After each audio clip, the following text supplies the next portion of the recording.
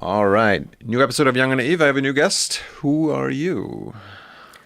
And why do I happen to be here? This is a question I've often been asking myself during the last, now I think almost 4 years of my residence in Berlin. My name is Jekaterina Schulmann. I'm a Russian political scientist and university teacher, which is a thing I continue to do here in Berlin. I teach at Osteuropa Institute Freie Universität. So if you happen to have some spare time, come and enroll in my seminar. Is it free? Or do you have to be enrolled in university? It's free in a sense that they don't ask you for your money, but you have to register, and then you can go and listen and participate and talk about authoritarian decision making and regime classification, all engaging stuff. Great. Yeah, the stuff of nightmares. How many people do you teach these days? Whoever comes. I've been doing it for now 2 years plus. So the usual number of people attending a seminar is 20 plus minus. It's usually more at the beginning of the seminar than people tend to drop off, which is natural. If you have ever been studying something at a university, you are probably aware of that fact. But it's around 20 people, which is good. A seminar, as opposed to a lecture course, involves students also doing some of the talking. So you don't want a very large group. What do you do? So I am what is called here a Russia watcher and a Russia expert. My specific field of study used to be and partially continues to be legislative process. So I study the way the laws are made. Well, in the parliament. That's it. Not exclusively in the parliament, but also in the parliament. Legislative process is larger than parliamentarism, but it includes parliamentarism as well. So I started doing it, so long ago. I used to actually work in the Russian parliament. So I have had something of a career in Russian state service. So afterwards, I started learning it as an expert, and then I had what I think in the English language world would be called my PhD, my candidate's degree in legislative process. So I'm a candidate of political science. And after that, I started teaching in Russia. I was a teacher at the Russian Presidential Academy of National Economy and State Service. That's the full name. Presidential Academy? Yes. It's Putin's Academy. It was not always Putin, although there is such an impression. But it was not always him. When I started, again, my checkered career as a state servant in Russia, it was actually President Yeltsin. Yes, I'm that old.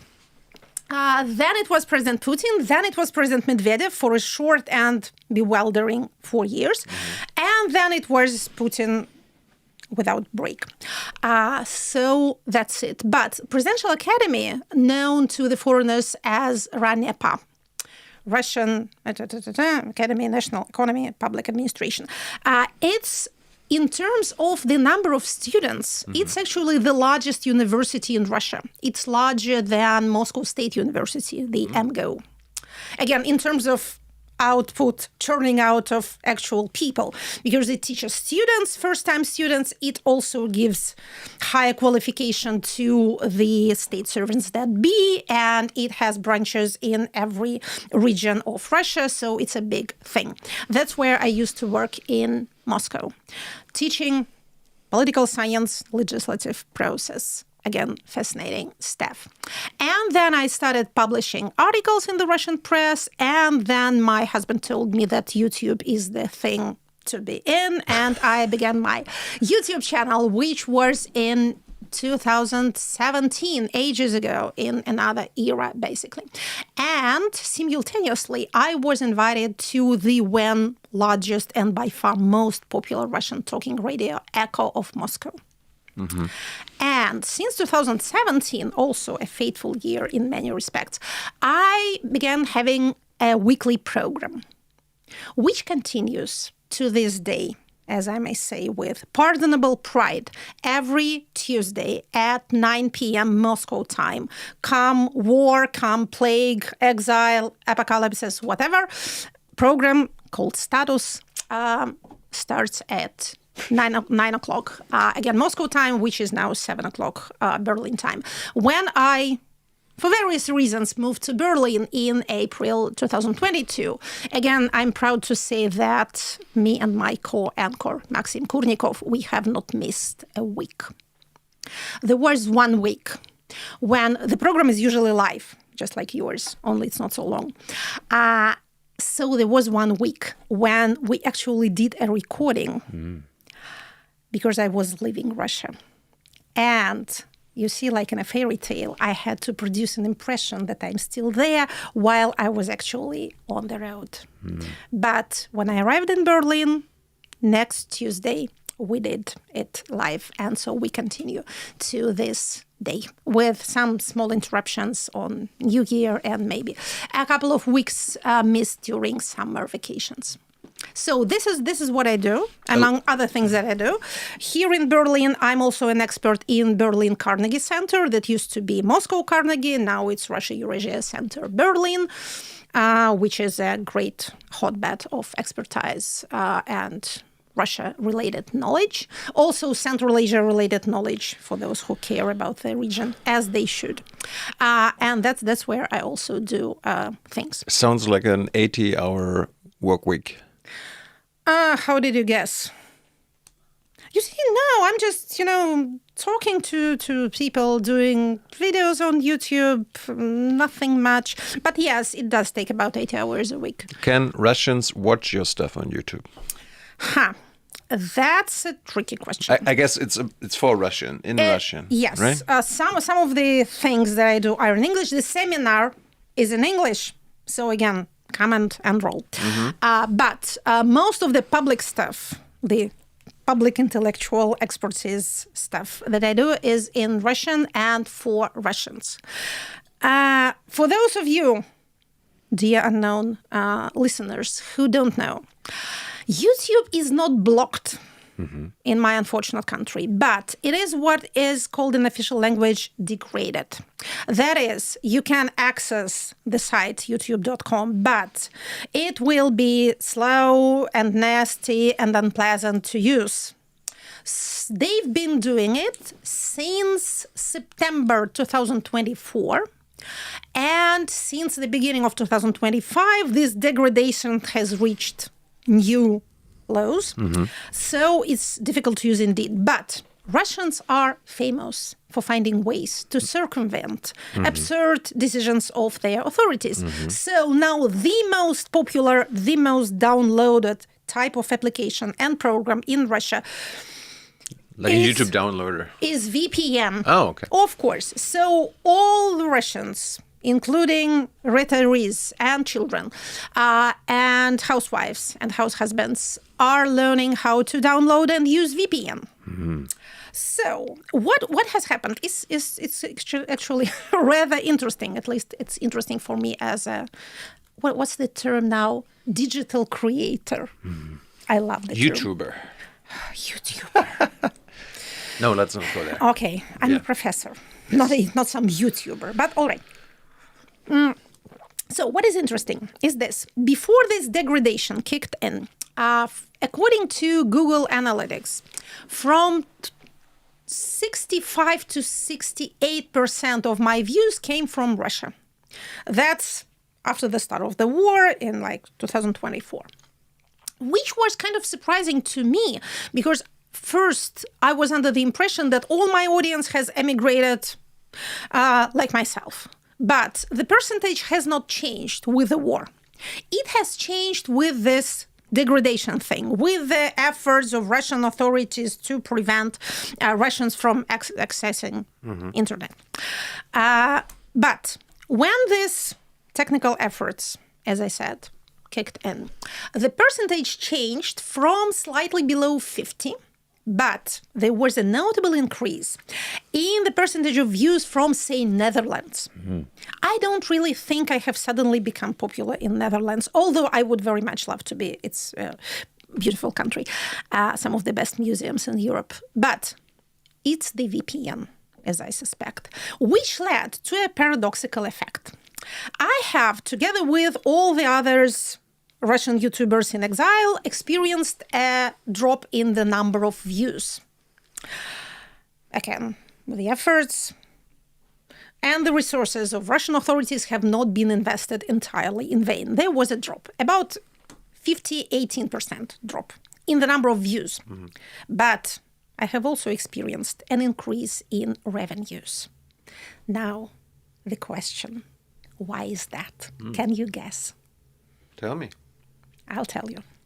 Since the beginning of the war, or as we are obliged to say, of the full-scale invasion, over there you have to say SVO, the special military operation. Here you have to say full-scale invasion. It's the war. So since the start of the war, monetization has been stopped by YouTube for all the views from Russia and Belarus. So me and my 68%, I didn't get any payment for this. That was a crazy situation. There was a sharp increase in views because the war started. People were looking for information. I was getting millions of views, but much, much less money. Again, what I need as a Russian audience, although revenue is always welcome to an exiled professor, but that's not why I'm doing this. However, if people use VPN and they're watching you as if from the Netherlands, that's registered by YouTube as a view from a European territory. Yeah. So you can make money. Of course. Although, let me repeat, this is not what I go on YouTube for. Did you do like sponsorships also? Like can people advertise on your shows? Oh my God. I told you I'm not a real YouTuber. Or like on your radios? Promotion, content, whatever. People who help me with the technical side of the status, this weekly thing, they do insert some advertisement, but that pays for their efforts rather than for anything that I do. Again, I'm not a real video blogger. I don't do this cooperation, promotion stuff, or whatever. How do you call it? The kind of advertisement which is built in. I don't advertise anything with my own mouth. I can't do that.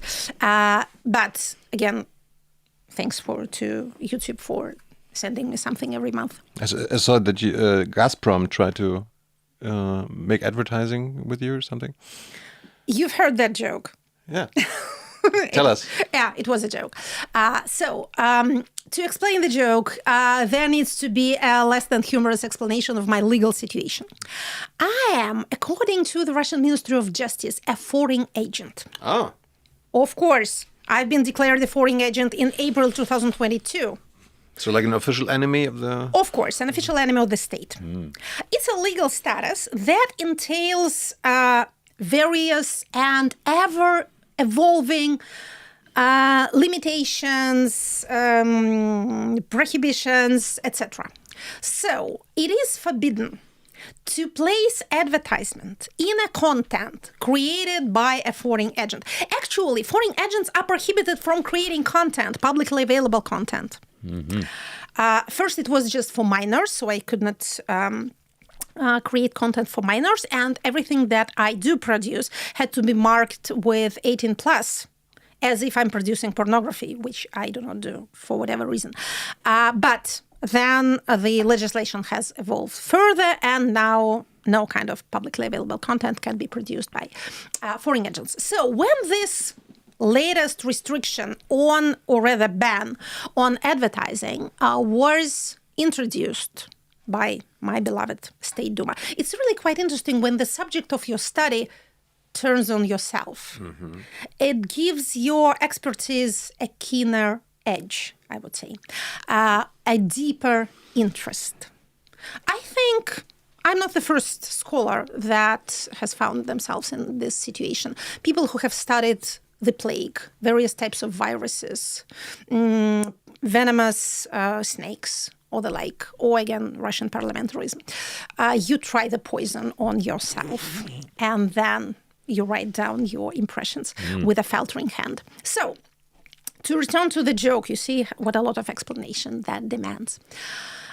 We decided to produce an advertisement for Gazprom and put it on status to confuse everybody, to make Gazprom liable for recriminations from Roskomnadzor, which is a Russian media watchdog. So it was, as is evident from you somehow finding out about it, quite a successful joke. I was actually laughing at it as well. Why would Gazprom support the foreign agent? I think they must have held a special closed-door meeting on the subject after my program went live. Like as a dissident, that's what you are, right? Sorry. Is it like a badge of honor to be labeled a foreign agent in some way? I mean, we can talk about the consequences, of course, but can someone be proud? One cannot of being labeled, the enemy of your own country? One cannot be proud of your country having a legislation of this kind. It's an illegal legislation. It's a kind of law that should not exist. And actually, that's according to the statute of Nuremberg trial. Ooh. Yes, this principle was formulated during Nuremberg trial. Really? And it runs thus. A law that denies a basic principle of equality of people should not exist and must not be followed. It's called Rudbrecht formula. So, the existence of a legislation on foreign agents, which allows a state ministry to single-handedly label a person and limit that person's rights and freedoms, should not exist. The formula was actually formulated in order to make it possible to prosecute Nazi judges, who, of course, in their defense, said that they were just following the legislation then in force. Yeah.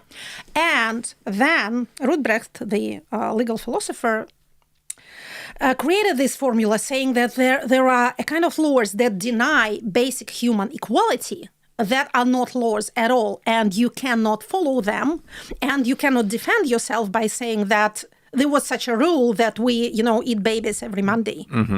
You can't have this kind of rule, and it's indefensible. So, foreign agents legislation fall face down within this rubric. So while one can't possibly be proud of one's own country having this kind of legislation, is it any honor to be marked an enemy of the state? Well, it tells you that you are visible to the authorities. I knew that before. And actually, since April 2022, my criminal career has evolved in various unexpected ways. You're part of a terrorist organization. Yes, I'm a creator of a terrorist organization. The Anti-War Committee of Russia. Exactly. I'm also accused... You're against war. That's terrorism. You see the logic. I'm also accused of forcibly seizing and holding power. It's a rather exotic criminal code article. It's very rarely applied to anyone. So that you know, whom are you talking to? I was glad to talk to terrorists, I guess. Do you often talk to terrorists? I've been talking to terrorists. So you remember... It depends on the perspective. It depends on your definition, yes, of terrorism. And the Russian state has a very weird definition of terrorism. So what the accusation is basically that you want to overthrow the powers that be. So you are a terrorist. Being against authorities is terrorism. Saying that authorities are doing something wrong is intending to forcibly seize and hold power. That's just the accusation. There has not yet been a court decision, but I'm on the so-called list of terrorists and extremists. And this is the list belonging to Rosfinmonitoring, Russian financial watchdog. Not to be confused with Roskomnadzor, which is a media watchdog. You see, bureaucracy is my field of study, so I love this kind of thing. So one thing after another. Yeah. Could you return to Russia and not be arrested. And face the trial. Actually, according to those criminal code articles, the sentence can be up to prison for life. But there's no trial yet. I am arrested in absentia. Oh, okay. But not because of this accusation, because of another one. As I told you, my criminal career is highly varied. No, if I return to the country, I'll be arrested on admittance. And also, I can't go to, I'm not advised to go to countries that would deliver me to Russia. Like Belarus? Belarus is self-evident. Turkey, for example, Turkey is supposed to be a risky territory. They do this kinds of thing from time to time. Also, Turkey is a NATO country. Turkey is a NATO country. Yeah. As I said, I'm not advised. It's not that I'm forbidden, but it is not supposed to be prudent. Actually, almost any country from which you can fly directly to Moscow is not safe. Fortunately, there are not that many countries from which you can fly directly to Moscow. But some of the ex-Soviet republics like Georgia, Armenia, Kazakhstan. My greatest loss is actually Kazakhstan. Kazakhstan is my second favorite country after Russia. I've never been. You have not? No. You should, because again, if you are not on a terrorist list or whatever, you can actually land on one, after publicly communicating with dangerous people. All sorts of consequences may ensue. But before that... Challenge accepted. Yes, but before that happened, go to Kazakhstan. I don't know if you are fond of horse meat. I am. Kazakhstan cuisine is one of the attractions, but also the... The live chat won't like this. Your love of horse meat, I guess. No. Speak freely. In your generation, you're supposed to be a vegetarian or even a vegan, right? Just anti-horse meat, I guess. Oh my God. How is it any different from... German culture, I'm sorry. How is it any different from pig's meat? Tell me. Or cow's meat? No. I don't know. All right. Everything food-related is full of prejudices and superstitions and the like. But we're not talking about food. Why are we not talking about food? Why did you choose Berlin as your exile? It was a bit of an accident. But it went like this. I had a standing invitation for a fellowship in the Robert Bosch Academy, which is part of Robert Bosch Foundation. They invited me in 2021.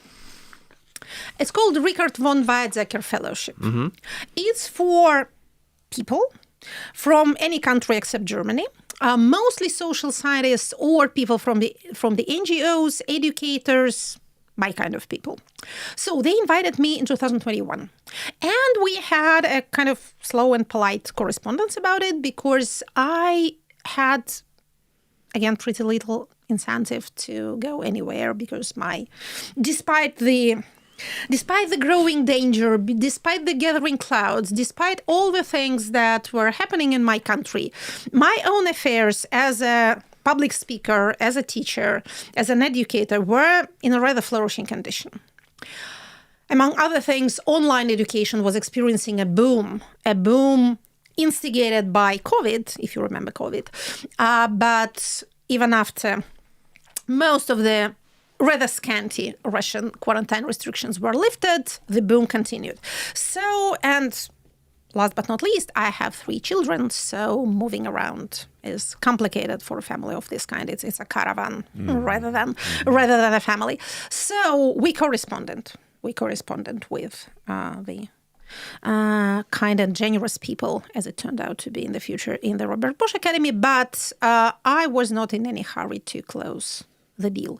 And then February 2022 happened. And then the invasion. Some other signals came that were more personally tailored to myself. And I was told by my legal advisors that you have about a week and a half. But during that time, you'd better make yourself scarce. So I wrote to the Bosch people saying that suddenly I need a German visa right now, me and all my children. They were most helpful. The German embassy was more than kind. So in a less time than could be imagined, we had the visas. And then we put ourselves in a car. As I said, recorded. You took a car to Germany? Yes. Recorded a status and went through Belarus and Lithuania to Berlin. Yes. We were specifically warned not to spend the night in Belarus, which we did not do. So we drove straight on. And in the early hours of the morning, we were on the Belarus-Lithuania border. And 3 hours later, we were in Lithuania, which was European Union territory and therefore safe. And then we came to Berlin and I started my fellowship, which was for 12 months. That's how my Berlin existence commenced. Have you ever been to Berlin before? Yes, quite a number of times. Yeah. I must tell you that, in case you haven't heard, Berlin has always been one of the continent's capitals for Russian studies. For self-evident reasons, Germans are interested in Russia and Russians are interested in Germany. Can't imagine why. Some family stuff in the past, so I've heard.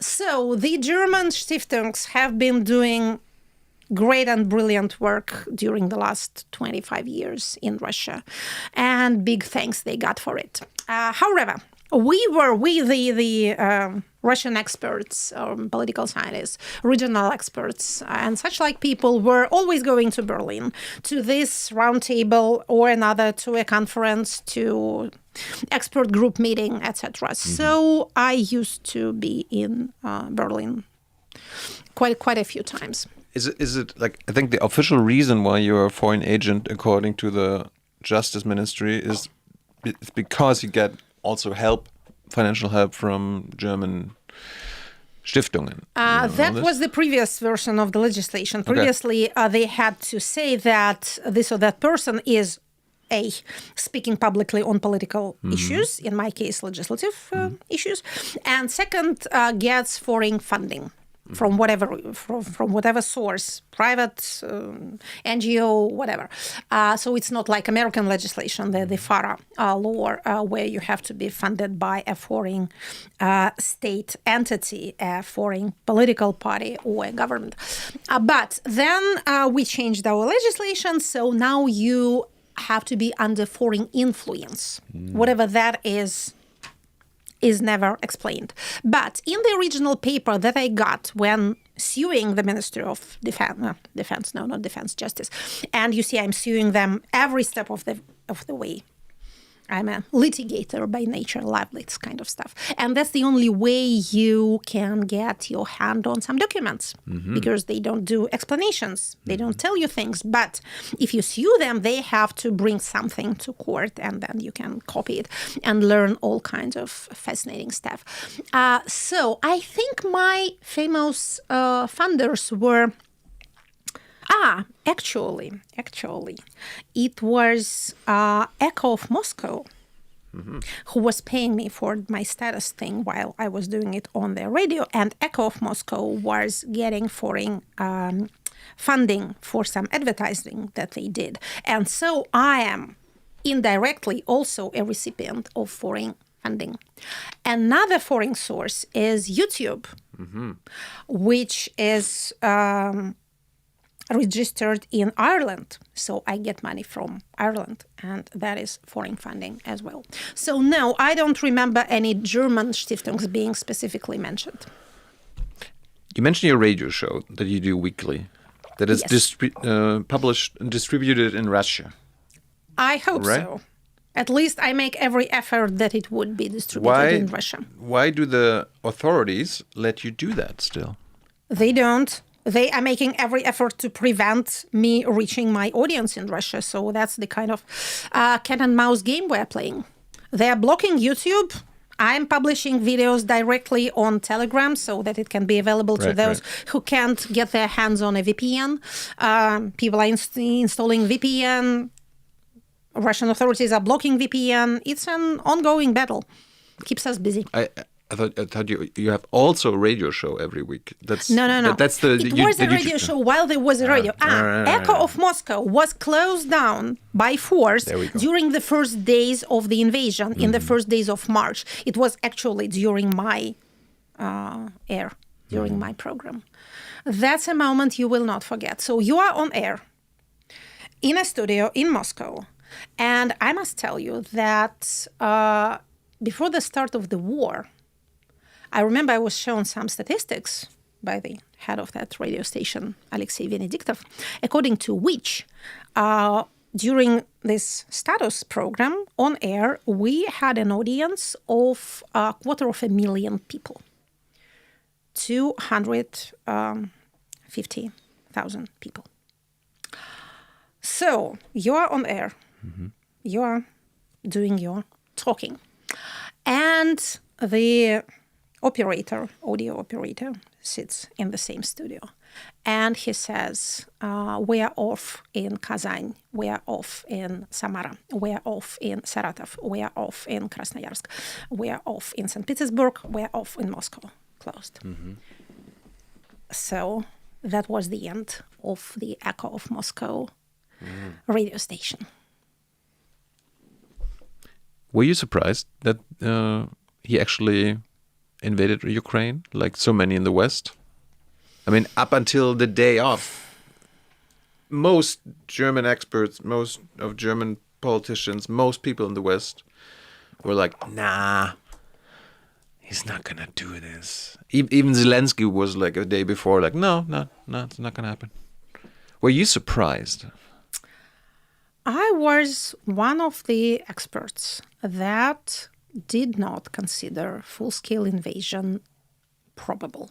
We did not consider it impossible. In politics, nothing is impossible but what is physically impossible. But I did not consider it highly probable. My reasons being, the political system that Russia is, the resource-based personalized autocracy in our technical terms, is not very well fashioned for full-scale kinetic warfare. It runs more on propaganda, resource monopolization, all kinds of spin stuff, rather than it does use violence, of course. But it uses threats and disinformation in larger proportion than actual violence.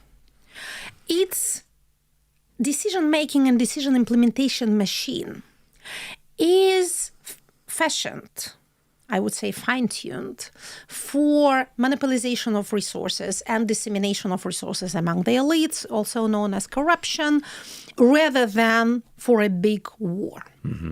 So my logic was that scaring the world with an invasion is more to the interest of the system than actually invading. And the paradox is that like-minded experts turned out to be actually correct. The invasion was not a success. It was planned as exactly what it was named, a special military operation, as something on the Crimean basis, like the Crimean operation 8 years previously, only larger. And as the plan was, still more successful. A special operation, something that is very quick, something that is, if not entirely bloodless, at least is cost-effective. Yeah. Russian authorities, being fed with relevant information by their security services, considered Ukrainian system to be weak and tottering and ready to fall. That's why the first forces that were sent into Ukraine were actually packed with their parade uniforms. That's why the Kiev in 3 days legend was disseminated by whom? By the state propaganda. That's what they were telling people. Of course, we will defeat Ukraine. What's even the question with defeating Ukraine? Ukraine is ridiculous. I mean, most people in the West also thought so. Like, oh my God, This will take a few days, blitzkrieg. Sure. Yeah. That was the plan. The plan did not succeed. The consequences for the system, again, we're not talking now about international peace, human rights, whatever, just the system itself. That's the kind of thinking that I'm doing as my work. That's actually what my work is about. I have to think like a bureaucrat. Yes. And it helps that I was a bureaucrat for quite a number of years. I have to think for this system. Think like a criminal, that kind of stuff. So the consequences for the system were, to put it mildly, highly unpleasant. They found themselves entangled in a full-scale war, extremely costly, and a war that they were not prepared for. Again, they are good at many things. Organizing public events like Olympics and the like, falsifying results of whatever. Elections are also held as a kind of public festivities, a spectacle of loyalty. They are good at doing logistics. Surprisingly, Russia was not supposed to be a country for logistics, but we evolved in that respect. They're good at poisoning people. Which makes life even in Berlin. Pushing people out of windows. Pushing people out of windows when they can get their hands on them, poisoning people when they can get at them, and such like things. At propaganda. There's a saying that the dictatorships of the 20th century were 80% violence, 20% propaganda. Modern autocracies are 20% violence, 80% propaganda. 20% violence is more than enough, then it falls on your peculiar head. Then it becomes 100% all of a sudden. But still, for a political scientist, there is a difference. So the system was good at many things, but not at waging an actual 19th century type war. So they had to reinvent themselves. They had to reassemble their chain of command on the go. There were various rubs and difficulties on the way. For example, this idea of using a private military company and engaging convicts to make war backfired when the private military company revolted. So the revolt had to be... You mean Wagner? Of course, Wagner, Yevgeny Prigozhin of the blessed memory. The revolt had to be crushed. The Wagner authorities had to be blown up on a plane above Tver region. So it was uncomfortable, to say the least. That's why you didn't fly to Berlin. No, that was way before. Yeah, of course. Anything happened to Prigozhin. But if you fly anywhere, you have to buy a ticket first. Let me tell you that. Young as you are not possibly unaware of the fact. And when you buy a ticket, you get into the system, while the land border between Russia and Belarus at that time was practically non-existent. So you just drove by and there's a person walking back and forth and he looks into the window and says, "Are these all your children?" And you say, "No, we picked them on the way." And he says, "Go on." So that was a kind of border control that we were fortunate enough to encounter. Again, this is not to give advice to anyone because the situation has changed since then. If you need to leave Russia in a hurry, there are special organizations, NGOs helping you. Find the link in the description. That's, I think, the usual formula. If you are a German listening to us right now and you have a fantasy of going to Russia for whatever reason, don't. Why? They need an exchange fund. And you don't want to be part of the exchange fund. Exchanges take months, sometimes years. So if you think that visiting your grandfather's grave in Kaliningrad is a good vacation idea, it is not.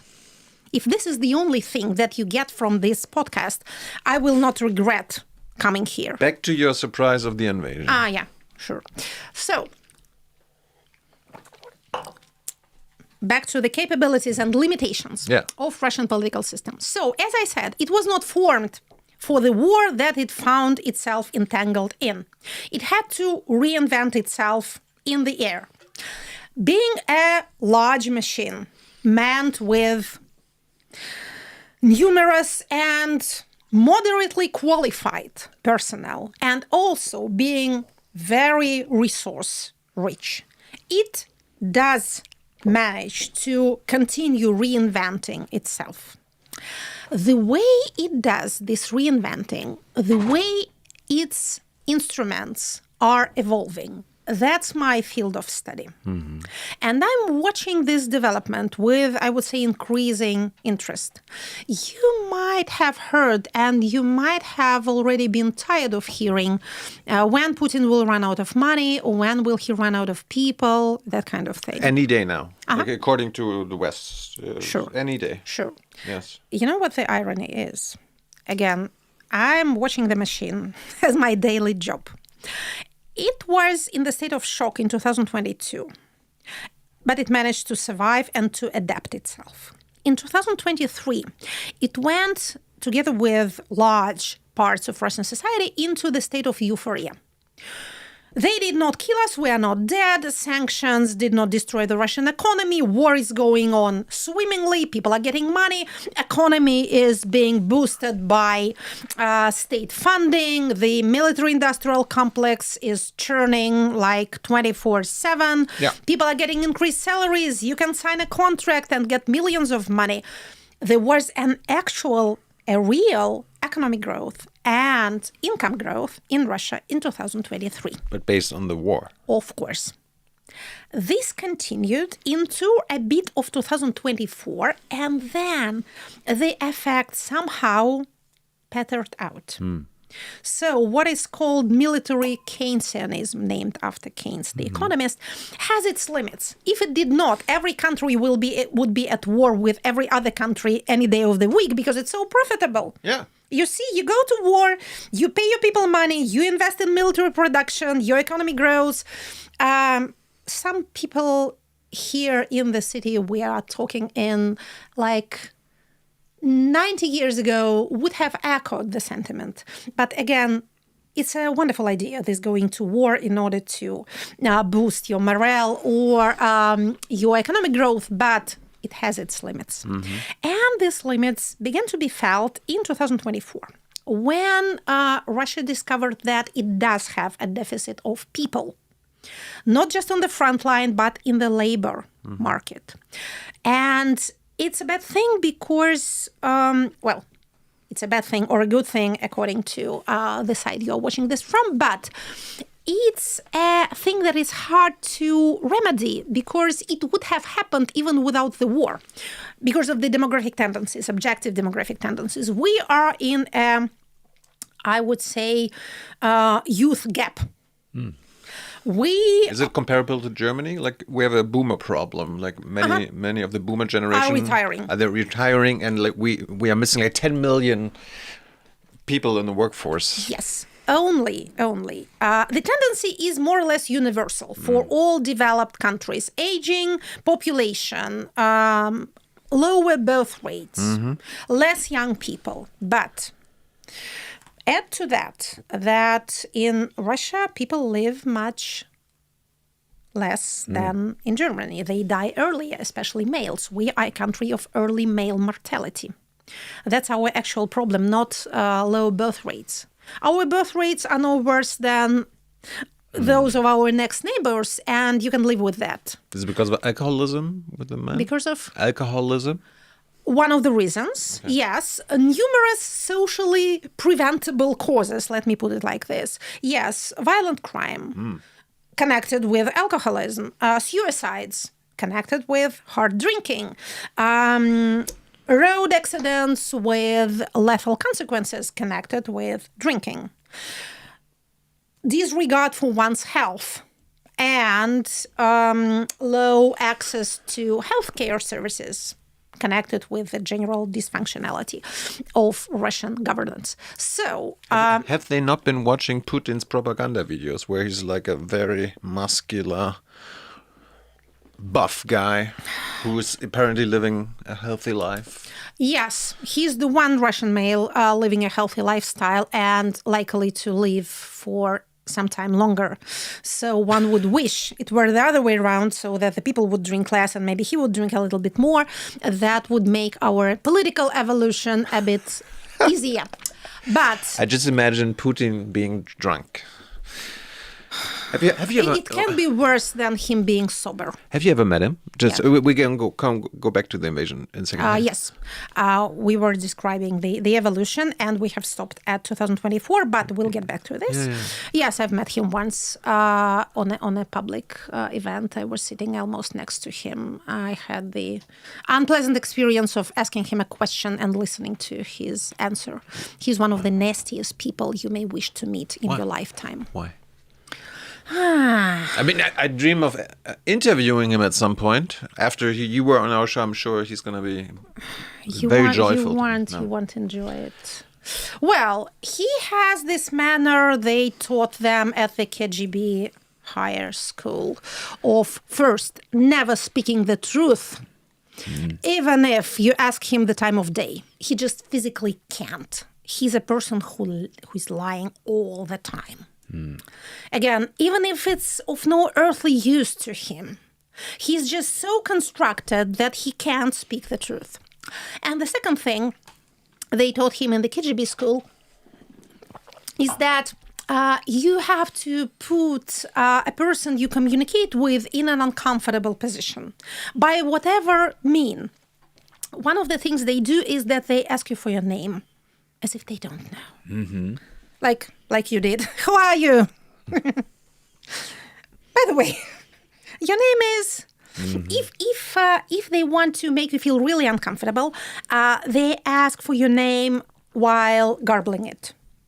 That was not my case, fortunately, but still. And then, you ask a question, you state a position, and then you listen to an answer, and you don't have a chance of talking again. Yeah. No follow-up question. No follow-up question. No objections accepted. And you listen to this drivel.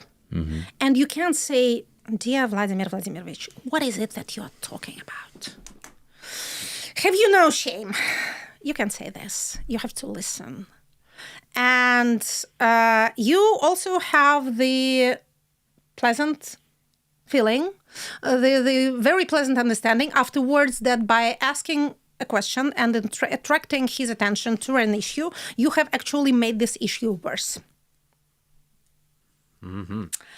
So you retire from a conversation with all the satisfaction of having participated in a disgraceful spectacle, of having contributed to a disgraceful public display of a person who happens to be your country's leader, and also of somehow contributing to making worse the very cause that you came to advocate. I would never wish to have the experience repeated. And believe me, neither would you.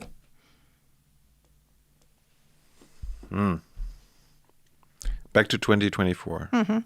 Have you ever interviewed any high-ranking German officials? Yeah. Just this year, the Chancellor. Ah. Yeah. Actually, the Chancellor, sitting here, where I sit now. Yeah. Good. Scholz back then, but not the the new one, not yet. I'm sure he will be joyful to join me as well. Mm-hmm. Mm-hmm. I have an impression that Germans don't like their officials to be too bright and sparkling and eloquent. Germans like boring. It kind of makes them feel comfortable. Maybe we are taught to like boring. You have had your experience with the colorful. Well, the bad colorful. Yeah. Maybe we need a good colorful stuff. Uh-huh. I don't know. So you second the impression. Mm-hmm. Okay. 2024. 2024.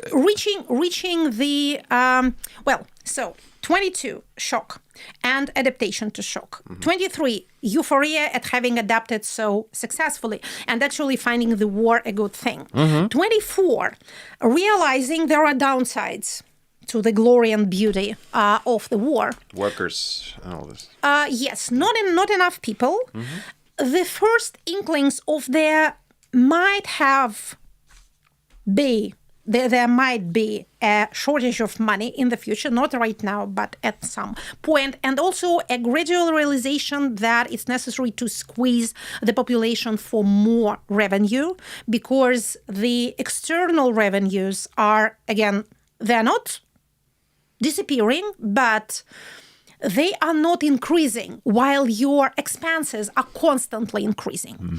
And also realization that the war is going on longer, much longer than expected. And although from your point of view, you are winning all the time, nothing happens. You are winning and winning and winning. You get one ruin after another, and you get your next ruin by next month, and nothing changes. Ukrainian statehood is exactly where it was. They're winning the battles, but they are not winning the war. A statement worthy of von Clausewitz. Yes, they're winning every battle, but they cannot win the war. And on the part of society, also war fatigue starts setting in, 2024. People start to think that maybe some negotiation would be a good thing. Of course, it's called in official language victory on our terms, victory on the Russian terms. Of course. You don't want to get 10 years of penal colony for expressing disloyal sentiments, but you still begin to lean towards negotiations rather than continued hostilities, according to whatever poll we take. There are grave issues with polling in an autocracy during wartime, but that's another question. Still, we use whatever data we can lay our hands on. So that was 2024. 2025, elections in the United States have a huge impact on the internal feeling in Russia, which may sound surprising, but Russia and especially Russian authorities are extremely, I would say tragically, outward-oriented. Psychologists call it the external locus of control. Ever heard the term? No. It's a thing that we all have, but it depends on the degree to which you have it. External locus of control is a state of mind within which you think that whatever happened to you happened because of somebody else. Of course, there are reasons to think so. We are creatures living in society. We are interdependent on one another. You are not isolated. No man is an island. So whatever happens to you partially happens because of other people who have influence on you. But it also happens because of your own actions. So if you have a grave case of an external locus of control, you may think that other people are provoking you into doing what you do, sending rays of light in order to give you brain cancer. You might have met people with this kind of mentality. A lot of them inhabit the Kremlin. So you turn all conspiratorial and you start watching those people for the signs of their malign or benign, for that reason, influence on your well-being. And as you progress on your road to madness, you gradually shed all responsibility for your own actions or indeed for your own personality. You tend to lose the understanding of your personality except as a focus of other people's intents, activities, efforts, etc. All right, I get it. Yeah. So, in case of Russia, we have it pretty badly. We are always, always the victim. You don't have to be specifically the victim. You can be the victor. But your answer to the question, who am I, is this. I am the one that is challenged. I am the one that is attacked. I am the one that is surrounded by others. Unless you inhabit this crossroad of others' views, of others' intentions, it's almost as if you do not exist. That's why Russians are so attentive, so pathologically interested in other countries' elections. They do try to meddle, but that's not the whole point. So elections in America were seen as the most important thing that happened in Russia during the whole of this period. The new American administration was perceived as pro-Russian. With reason. Since then, we have had experience with this new presidential administration in Washington, and they does look at moments as if some kind of Russian accent is visible in many things of what they say.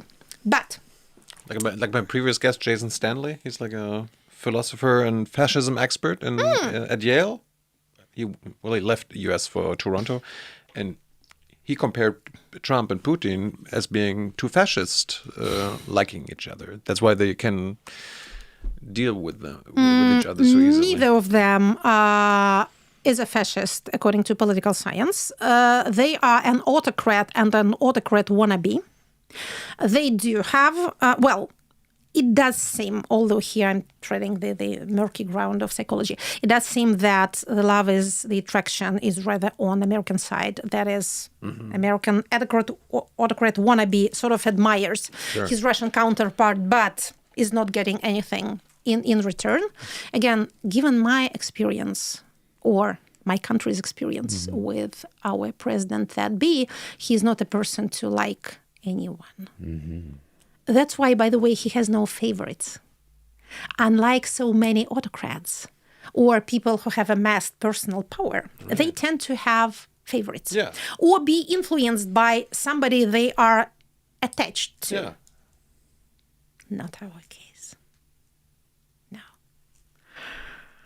Again, maybe there's something we do not know. He has been said to like some of his bodyguards and put them in positions of responsibility.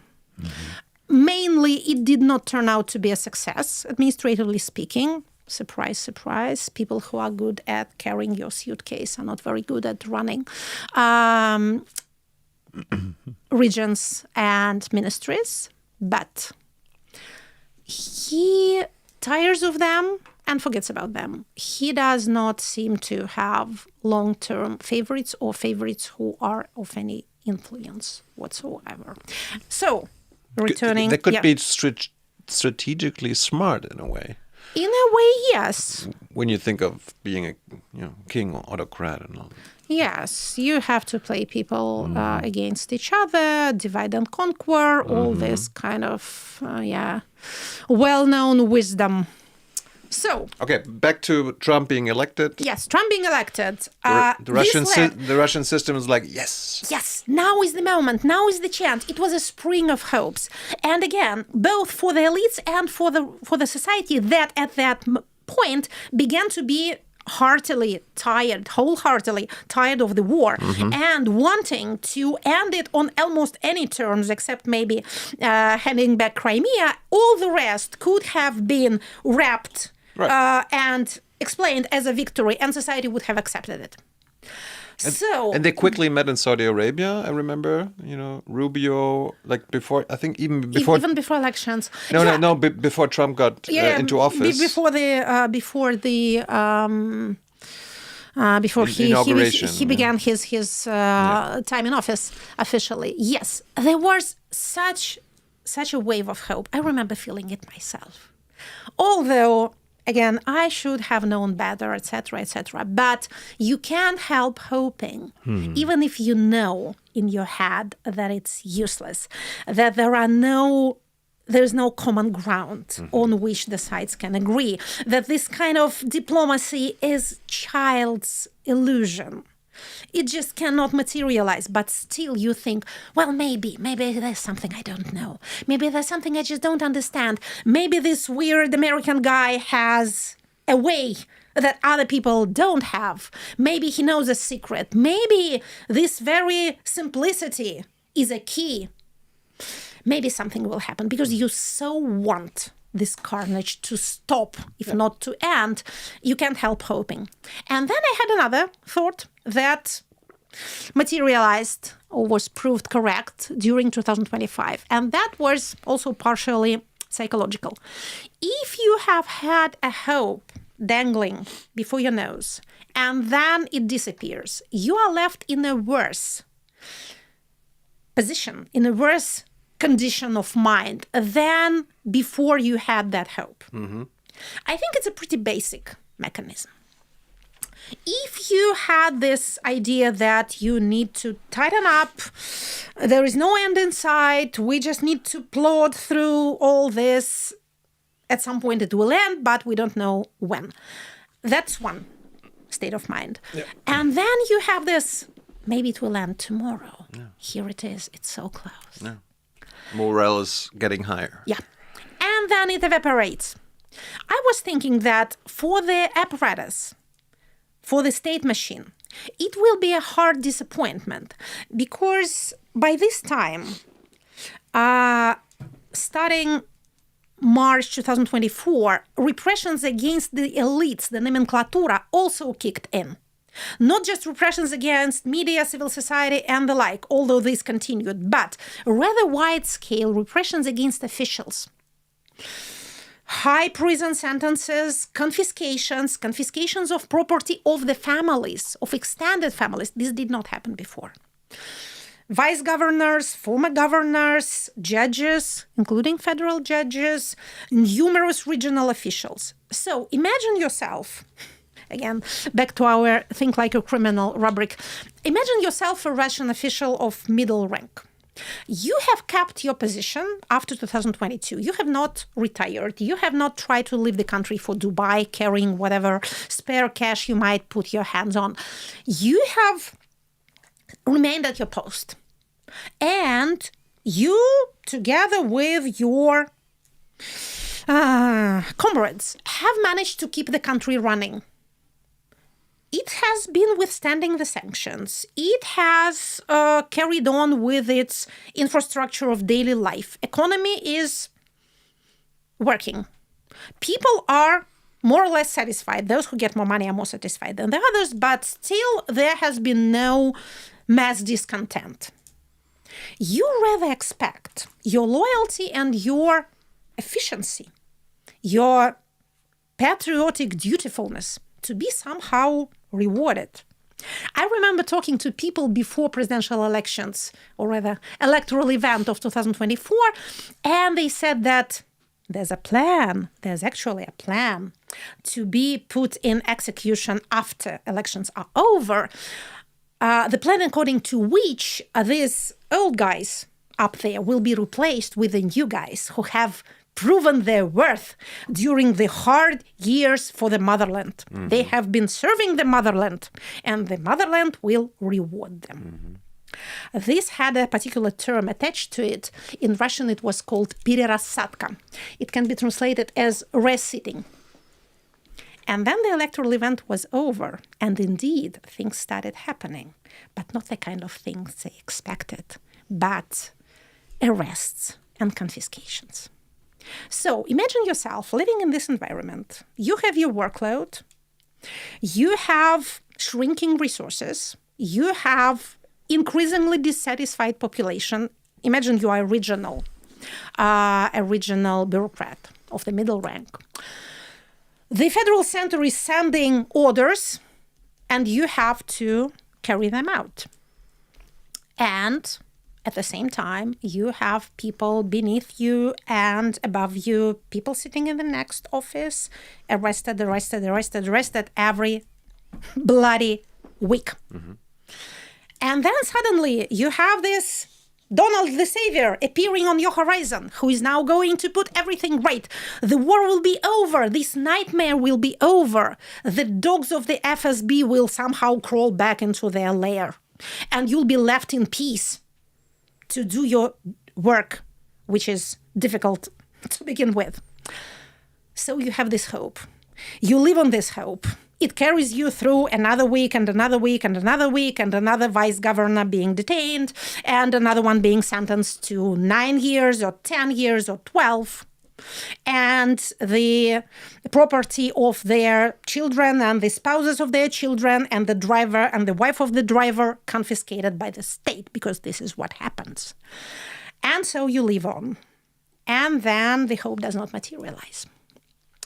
That is what happened in 2025. The limitations of this systemic adaptability are now in view. the budget that has been approved by the State Duma is a very problematic one. Again, I'm not saying that Putin has run out of money or that he has run out of people. What I'm saying, and I'm not even talking in any detail about the money because that's the economist's job. But I've seen this budget go through the Duma. I've seen the tax changes, the tax increase that they have dragged through the very willing parliament. I see how... Tax increases for every Russian or just the rich Russians, maybe? That increased from 20 to 22%. Also, the level reaching which you have to pay VAT has been decreased from 60 million rubles a year to 20 and then 15 and 10 year in, year out, million of rubles a year. This concerns small businesses. There's conversation that the status of individual entrepreneur, which gives you certain tax benefits, will be rewritten because the state needs more money. Yeah. Just for our audience, VAT is value-added tax. Yes. In German, Mehrwertsteuer, Erhöhung der Mehrwertsteuer. Yeah. That's a word that makes my blood run cold when pronounced in German. You're welcome. As you see, I've been living here since 2022, and I'm only starting to master the intricate art of German taxation. Let's not go there. No, we don't want to go there at all. But again, the word... Now that you pronounce it. Mehrwertsteuer. In your scary German. Don't do that again. So, coming back to Russia. Yes. Where things are going the way they're going. So, they're squeezing the middle-sized and smaller businesses. The tariffs, the housing tariffs are getting higher every 6 months. It's a concerted or chaotic effort on the part of every ministry to get money from somewhere. It's evident. And it's starting to tell on the people who have already been subject to years of increasing inflation, especially the so-called food inflation. Again, you can say that it's a thing in every country of Europe, etc., but it depends on the degree, on the speed, and on the level you begin with. Russia is still a poor country, a country of poor people. So, again, I'm not saying that Russian leadership will find itself without a ruble to buy a bullet with. What I'm saying is that the system is reaching the limits of its resilience. Is that the reason why we could actually see some kind of deal being actually accomplished between, let's be honest, the US and Russia? The 28-point plan of... Or 90-point plan? Or the one Trump plan is on the table. That could lead into some kind of deal. Does that the Russian status, does it make it more likely that we can actually see an end to the war? It would have made it very likely if decisions were made by the collective bureaucracy, by the government, by the central bank, by the Minister of Finance, or even by the Minister of Defense. But we are a personalized autocracy. Personalized autocracies are unpopular among political scientists, even if compared to other autocracies, because they do not rely on institutions. They are personalized, so they rely on a person. And that person... Like a king in the good old days. The king in the good old days was dependent on many institutions, including an institution of succession, which is key to a monarchy. This comparison is so popular and so irritating.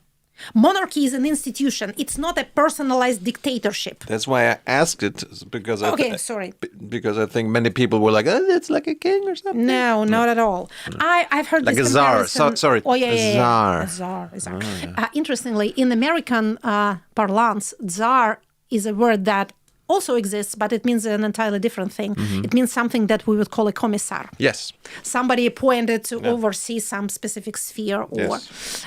There's a drug czar in the US and all this. Speaking of drugs, can I ask you for another cup of tea? Yes. We'll get you the drugs you need. Yes, thank you. I run on black tea and milk mostly. Back to the deal. That's on the table.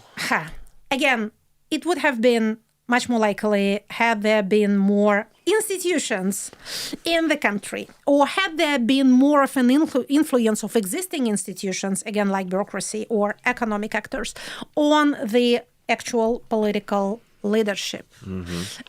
You remember the question whether I was surprised when the war started? I was so surprised that I could hardly keep myself alive for the next year. It was a shock that almost broke my heart, continues, influencing me in various ways. But my point is, it was as much of a surprise to a chair of central bank and to prime minister as it was to me and my colleagues. What we, as experts, have underestimated was not the degree of militarization of Russia. Again, the army had to be reassembled on the go. There were no preparations worth the name. But what we have underestimated is the degree of isolation, not even of political system from society, we knew that, but of the top part of the system from the system itself. This somehow slipped through my fingers. That was evidently a tendency sharply increased by the 2 years of COVID.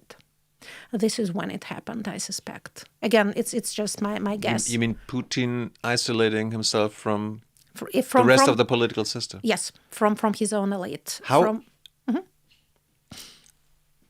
is that possible? I mean, explain this. This might be one of the central questions. How can one person do that? Do what?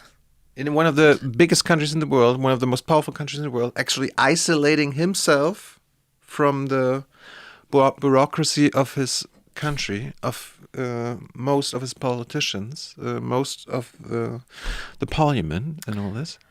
Is he a genius? Is he a secret genius? No, not at all.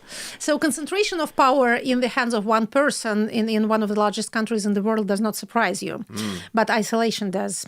Actually, the two are connected. So, as I said, personalist autocracies are less institutionalized than other types of autocracies, like party autocracies or military autocracies. But in case of Russia, if there's anything specific in our type of autocracy, and they're all as like as peas in a pod. Actually, nothing unique there. They love to paint themselves as unique, but they're not. Do they actually tell Russians that you live in a democracy? Yes, it's this kind of... now the word is not used that much, but they used to tell the Russians that it's a sovereign democracy. Okay. And that Putin stays in his position so long because people just love him so much. That's people's choice. Of course. So it's a democracy. Okay. But... Okay, back to isolating. Yeah, back to specifics. If there's anything specific in our model of an autocracy, it's this combination of the high degree of personalization and the equally high degree of bureaucratization. I'll try to explain. We are a highly bureaucratized system. State tries to dominate everything. Economy, media, social life, everything has to be, if not directly organized by the state, at least controlled by the state. State control, having registries for anything, collecting data, is a mania for a Russian bureaucrat. They just live on registries of various kinds. You, as a German, will probably understand this mania. I think that every bureaucracy in the world would love to extend and expand to this kind of status, only yours is not allowed to, because you have checks and balances, elections, civic society, pesky media, and such like things. If you say so, sure. Value what you have. So, We have this bureaucracy that wants to run everything. Your drugs are coming. Excellent. Yeah. Thank you so much. And now it's in a much nicer cup, as I can see. Thank you. Thank you. And it comes with milk. Good. So I can survive for a little more time. So, we have this bureaucracy that is basically running the country. Previously, it was not so much engaged in monitoring people's private life. Now it's doing this as well. But again, economy, media, public sphere, all sorts of public activity is state-controlled. What helps is that state budget is the place where most of the money is. So if you want to do anything, have an NGO or whatever, you end up applying for some sort of state funding. This helps to extend the boundaries of state control. So on top of that, we have this personalist autocrat who wants also to control as much as he can, but you can't run the country that large on your own or with the help of your 5 friends. Especially when you don't trust anybody. Especially if you don't trust anybody, you're right. So what you do is you play people against each other, as we mentioned. You play ministries and state agencies and security services against each other. You get reports from conflicting sides. You compare these reports and flatter yourself that in this way you get an objective picture of the outside world. You also happen to be, how would I put it politely, slightly paranoid. So you don't go out much.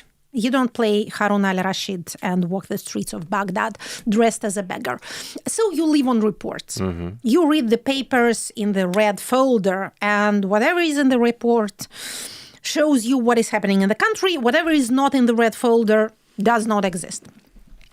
So, to begin with, you were pretty isolated. And you have this highly ritualized contacts with the people during the yearly hotline. By the way, this year there will be a hotline in December, but there will be no live questions, only pre-recorded. I was thinking about calling, so no chance. Even though this so-called live moments with the Russian people were mostly people from the FSO dressed up as peasants or fishers or old women or whatever, even this is considered too risky this year. Yeah, there were some funny scenes over the years. Now no longer. So, you were pretty isolated to begin with. And then COVID starts. Maybe you have an idea that it's an artificial virus specifically constructed to kill you. So you take up preventive measures in plenty. And add to that you're surrounded by people who play up to your peculiarities, thus increasing these peculiarities. I think almost every head of corporation has been subjected to this kind of treatment. Again, the question is in the degree. So you get even more isolated. You have to make people wait for a fortnight before they are admitted to meet your kingly gaze. Or you have a couple or maybe again half a dozen of people whom you consider safe because they choose to emulate themselves with you rather than be subjected to this 2 weeks quarantine. And you start increasingly to talk to these people rather than to any other people. You talk to other people, like again, to your head of government or head of central bank, but less often. And in this manner, you pass almost 2 years. So if, imagine, one of these people whom you talk to more regularly happens to be feeding you some pseudo-historical stuff, or the evils of the Nazi regime in Ukraine, or some such thing, it gradually becomes a priority in your world because there are so little alternatives. You might have experienced this effect with some of your maybe elderly relatives. You know, when people start spending more and more time at home, they limit their circle of acquaintances, they go out less, and they became... And then they invade the garden of their neighbors, yes. They became fixated on some one issue that would have been swept aside by a torrent of daily happenings in an active life of 80 hours a week people. But if you don't have this, you tend to concentrate in an unhealthy manner. So are you saying COVID actually led Putin to invade Ukraine? COVID isolation, not COVID itself, but isolation stemming from the COVID environment might have been one of the factors of increasing isolation of a leader from his own state machine. And this, in turn, increased the chances of invasion. See, another reason to prevent another pandemic. Or to have such a pandemic as will be more effective than the previous one. Ooh. You see, the alternatives are not beguiling. So this idea of Ukraine being run by Ukrainian Nazis, like it was put into Putin's head? Or? It was there in the first place. Actually, fighting Banderovцы was one of the foundation stones of KGB mentality. They've been doing it since the end of the Second World War and well into the 60s. Bandera people are the Ukrainian, actually Nazis, yes? Ukrainian nationalists. Yes. And there was a continuing, I would say... I can't say that it was a partisan movement in the forests of Ukraine, but there was a certain network of opposition, sometimes violent opposition, to the Soviet regime in Ukraine, especially Western Ukraine. I mean, Bandera people were collaborators with Hitler. They were not the good guys, by no means, but we should remember that parts of what is now Western Ukraine was annexed by Soviet Union as a result of the Second World War. And there were various people who were unhappy about that and who tried to somehow revolt against it. So the KGB was very much engaged in putting down this opposition. Yeah. And this is what they taught to the succeeding generation of KGB operatives. The dangers and evils of Ukrainianism, which became to be equated in their world picture with Nazism. Well, it's not the same. No, not at all. We're not talking about realities. We're talking about perceptions, and perceptions of a very specific set of people. I mean, when Putin went public, when he talked to the people after the invasion started, he talked about the Nazis and all this.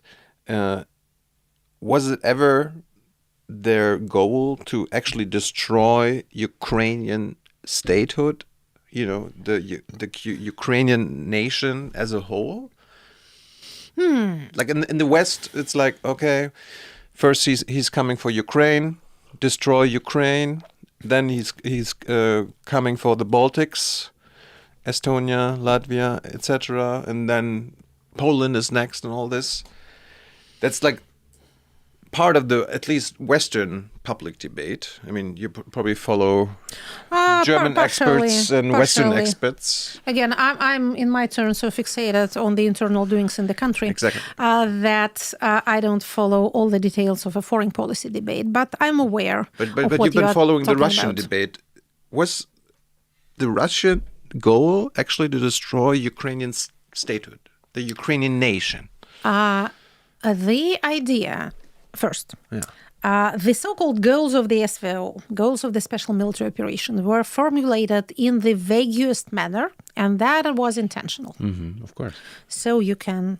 Be more flexible later. Of course, you can call anything a victory. But the idea of the one people, that was set out in the president's article published in 2021, shortly before the invasion, kind of predetermines the idea of a non-existence of a separate Ukrainian nation. Mm-hmm. So his idea is that we are one people. If we are one people, we are one Russian people. Mm-hmm. So somebody, according to this notion, has misled Ukrainians into thinking that they are Ukrainians. Actually, they are Russians, but they've been subject to malicious propaganda. And now we need to reconvince them that they're actually Russians. Mm-hmm. So it's an interesting twist on, for example, the anti-Semitism of the Third Reich. Hitler did not consider that Jews were actually Germans who have somehow lost their minds in imagining themselves to be a separate ethnic entity. He recognized their Jewishness and considered that they ought to be exterminated for that very reason. Here we have a slightly different idea that Ukrainians do not exist as a nation. It's a malicious invention. Sometimes it's been invented by the Austrian general headquarters during the First World War. Sometimes it's an invention of Lenin used to destroy the Russian Empire. But it's an invention. So Ukrainians have to be re-educated back into their primal Russianness. Those who will not be convinced that they're actually Russians, these have to be destroyed, sadly. Within this mindset, Ukrainian statehood, of course, has no place unless it is run by a pro-Russian government. I still think that the goal of the SVO, the one and only, is the establishment of a pro-Russian government in Kiev, rather than territorial acquisition, which is seen as a second best thing, in my opinion. That's on the table right now. We don't know what's on the table right now. But the goal is this. If the government in Kiev is Russia-friendly or subject to overwhelming Russian influence, then it doesn't matter whom this or that bit of land belongs to. Yeah. The tragic irony of history is that the desire to have a friendly regime in a neighboring country is not criminal at all. More, it would have been a most natural consequence of events had they been allowed to evolve naturally. So you have two countries bordering each other, who understand each other's language, who have intermarried into each other's families for centuries. One is an industrial country with bad climate. Another is also an industrial, but also an agricultural country with a much better climate. They are formed for cooperation, of course. It needed a superhuman or subhuman and highly unnatural effort, or rather series of efforts, to turn all this on its head. But now this is what happened, and so it's hopeless. Well, not hopeless forever. Nothing is forever in the social sphere. Generations change.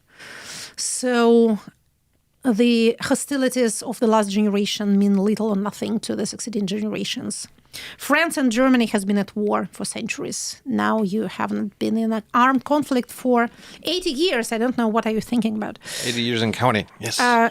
Yeah, keep up the good work. So, again, as I said, nothing is forever, but for a long time coming, natural friendly relations between the two countries are almost impossible. But if Putin and his regime considers Ukrainians actually Russians, they must realize after invading Ukraine and destroying part of the country that those Russians will hate your government because you destroyed parts of Russia and killed many young men.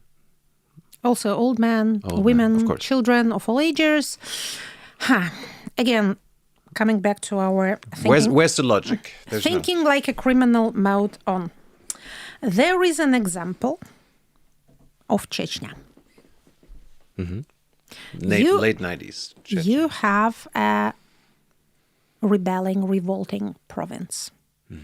You invade it, you destroy its cities, you kill its people, you hunt the rebels anywhere you can find them. And then you find one of the clans who will agree to be your representative on the ground. Yeah. You drown it with money and you allow it to kill all its enemies in any manner it wants. And it becomes not quite your hand, but yes, your... Puppet. No. No? Okay. No. It becomes your representative in this rebel province. And this representative is an ethnic Chechen, of course. Now the most loyal and the most expensive servant of Moscow. So there, I suspect, an idea of finding a Ukrainian Ahmad Kadyrov or Ramzan Kadyrov. And then you rebuild at your own expense the very cities you have yourself destroyed. You rebuild Grozny. You build a huge mosque in the middle of it. And you have a prospect named after yourself. That's good for the economy. Destroying and then rebuilding. Of course, you can do it many times. Welcome over. to capitalism. Of course. Actually, the restoration of the annexed territories is a gold mine, and this gold mine has been churning out gold since 2023. It's one of the most profitable businesses in the Russian Federation. Same goes for the Ukrainian regions that are being bombed by Russia. Like the West is lining up like, oh, hello. That's what I'm talking about. The annexed territories are... Well, I don't really see, except in very few window dressing cases, I don't see any actual restorations, but the money is being spent in large numbers. But back to Ukraine. I mean, you need to come back some other time to talk about everything else. But the Ukrainians, is that the reason you talk about the head of Ukraine at some point, why Putin and his cronies keep saying there's no legitimate government in Kiev? The legal pretext for saying so is the absence of presidential elections in Ukraine because of the wartime status. But the real idea behind these pronouncements is that, yes, there was, again, according to the Russian legend, which is now in our history textbooks, being taught to children. You have to give the correct answer if you want to pass your final exam and to enter a university. So, according to this version, there has been a coup in Ukraine. During one of the Maidans, I forgot which, was the beginning of all things evil. So all the succeeding governments are illegitimate because there was this coup. The legitimate president ought to have been Viktor Yanukovych. I suspect he ought to have been a president to this day, according to the Russian logic, because according to the Russian logic, once you become a president, it's for life. It's like a sacred marriage. Cannot be dissolved unless by death. But if there's no legitimate government, how can the Ukrainian government agree to terms of some kind of peace or settlement? I have no idea. Again, I'm not an expert on foreign policy. I don't know much about this. But is that the reason why Putin is dealing with Trump and the US and not with Zelensky? He's dealing with Trump, not even with the European Union, because according to his mindset, there's a limited number of countries possessing real sovereignty. And this is Russia, China, and United States. I don't know how India counts, or Brazil, for example, in this exotic mindset. But the great powers divide the globe. So you have to make a pact and to cut the old apple in bits and pieces, divided between yourselves, and the lesser powers will agree because they have no other option. If I look at this U.S. plan that's been floating around for a couple of days, and the reports are that the Russian regime has put in some ideas of themselves into it. Let's imagine that some kind of deal like this will be reached. Why would it? Let me ask you the question. What is the incentive from the Russian side?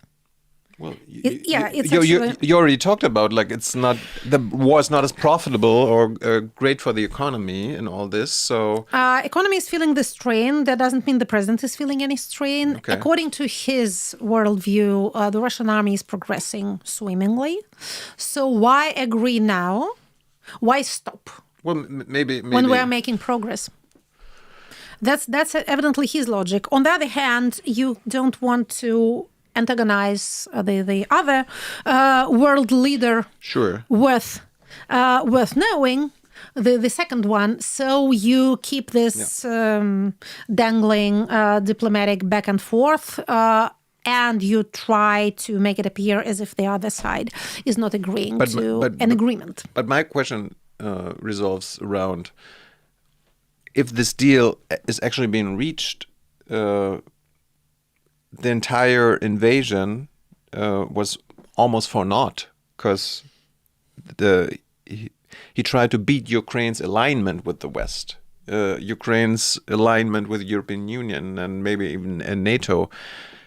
This deal doesn't provide that. It actually moves Ukraine closer to the West, and it will probably be militarily stronger than before the invasion, and more hostile, the rest of Ukraine, what's left, but more hostile to Mother Russia. To prevent this... And better protected by the West. To prevent this, you may try to dictate certain terms in the future agreement that will limit the number of Ukrainian army, that will prevent its NATO membership, that will prevent its getting certain types of arms, etc. Again, I'm not an expert here at all, and I highly dislike talking about things I don't understand. I just wanted to put the question into guess. Okay. What role did the natural resources of Ukraine play into the invasion? If this is your field of expertise, like when there was all this craze about rare earth metals and an agreement, you remember the agreement signed between Ukraine and the United States? Yeah. Everybody forgot about it immediately.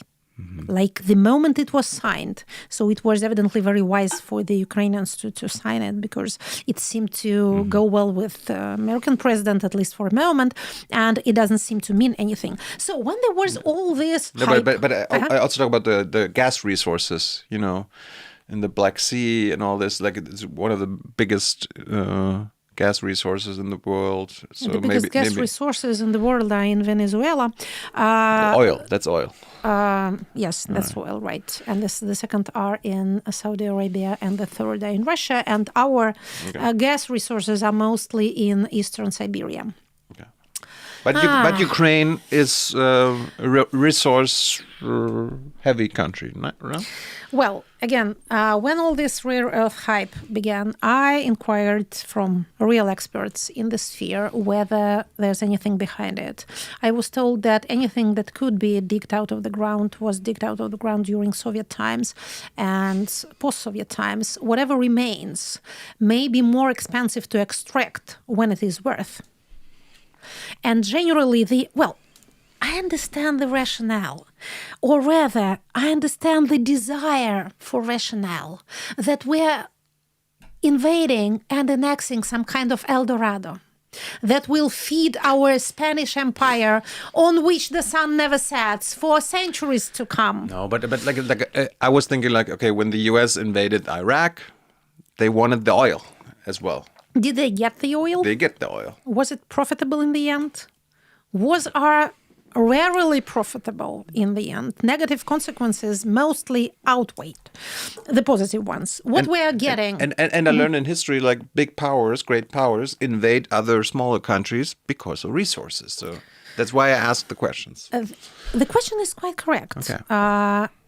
My quarrel is not with your question. It's actually not a quarrel at all. But again, I understand the desire to rationalize a senseless invasion, but I'm afraid we won't have the rationale. Invading smaller countries or colonizing territories for their resources was profitable back then when you could just extract without giving anything in return. These days, when you annex a territory, you have to rebuild it. You have to pay pensions to its pensioners. You have to educate its children. You have to spend and spend and spend money without end. What Russia is getting is a territory filled with rubble and bones, ruins inhabited by old women. It's about the worst acquisition you can get if you look at it from this purely cynical point of view as an acquisition. It will be, if we do get some sort of, if not international recognition, at least tacit agreement that these territories are ours, they will be a dead weight on the struggling Russian economy for decades. We have too much territory already and too little people. But you just said it's a gold mine for rebuilding and restoration. This type of gold mine is like a gold mine of a military-industrial complex, of military production. It's a gold mine if you happen to be a contractor close to the government and you get governmental funding. And you spend this governmental funding on whatever you think it fit to be spent. And then you say that, Ukrainian drone hit a building we have just been constructing, so we need the money all over again. And if you're close to the government, you get the money again. And then the FSB comes for you and you get arrested and your property gets confiscated. And a new guy comes in your place and it's repeated. Got it. One Western talking point in the last 4 years, almost 4 years, ever since the invasion started, is if we don't help Ukraine militarily, morally, politically, and all this, if Ukraine falls, the Baltics are next, Latvia, Estonia, then Poland is next, and then Putin's coming for Germany, in a way. Is there any truth to this, or is this Western propaganda? Well, as I said, it is not impossible at all. Once you get your military inflated, and if you get a positive result from your newest military adventure, it serves as an incentive for the next step. If not for direct invasion, at least for such kind of pressure that will make other countries also dependent on your will. Remember the Russia-friendly government in Kiev. You will want a Russia-friendly government in Riga or in Tallinn or in Warsaw. Because again, why not? And having succeeded so well in your previous attempt, you will be motivated to make a new one. And of course, getting control over territories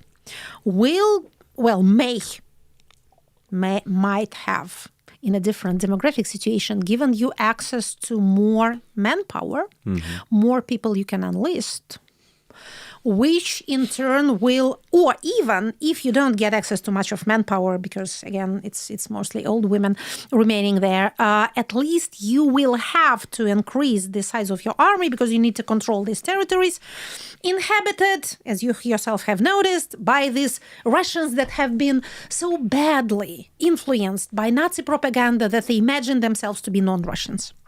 So you have to control. these dangerous territories. So you have to keep more people on the ground.